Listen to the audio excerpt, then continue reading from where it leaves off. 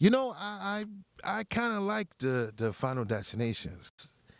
My favorite one was the one where they're on the highway. Um, yeah, that was, I think it was a highway, right?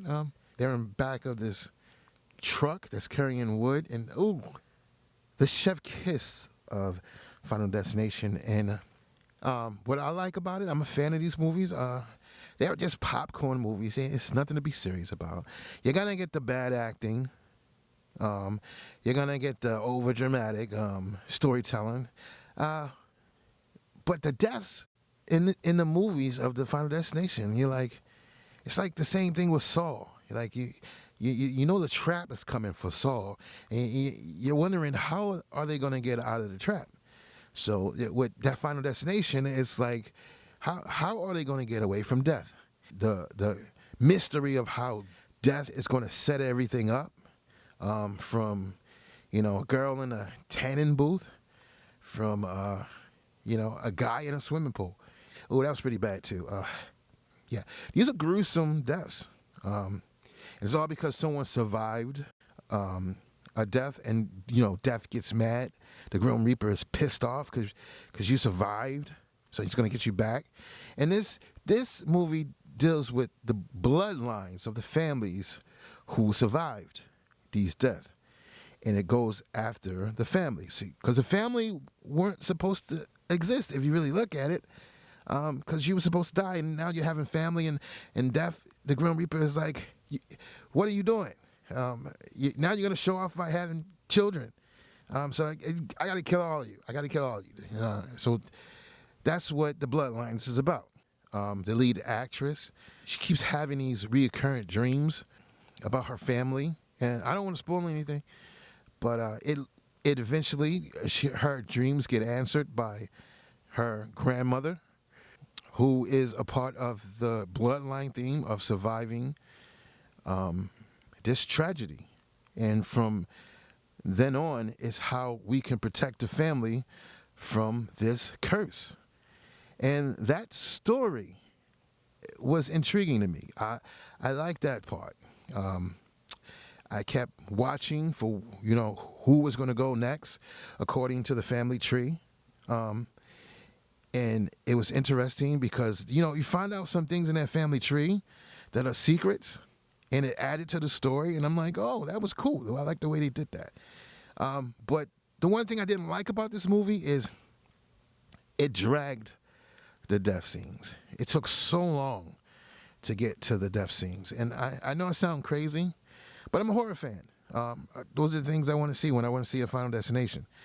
The ones before this one, the pace was a lot quicker. This seemed to drag. Seems like forever. Yeah, it seems like I was waiting forever.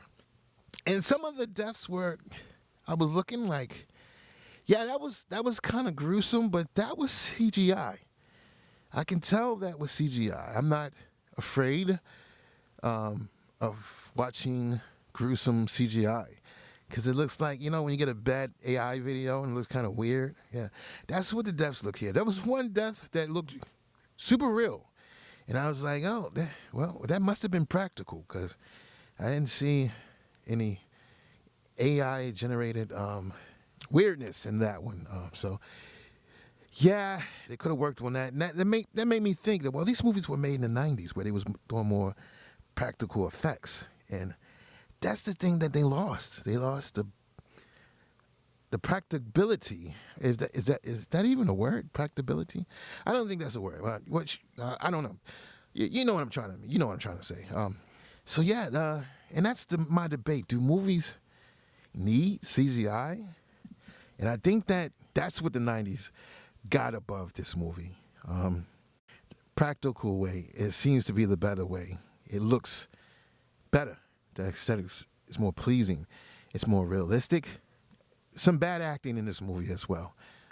It just seemed like it dragged a lot longer than the other Final Destinations, but the story of the Bloodlines was very interesting. The last death scene, chef kiss. Okay. Everyone who loved Final Destination, you're going to love this last scene. Yeah, the audience was even, in the theater, they was even clapping because the scene was like classic Final Destination. The ending saved this movie, which is not much to say because it was okay, just okay. I'm gonna have to give it 2.5 stars. It wasn't the best Final Destination movie. It wasn't the worst. That's the best I can do. And this has been Keeping It Real. Brian, I think you better go check that barbecue. Oh, hey, careful. Those things are dangerous. Trust me, I think I've been through closer calls. Yeah, me too. Dad, you should tell him about the, the news van thing. What's that? Well, Brian was almost hit by that news van that day in the field.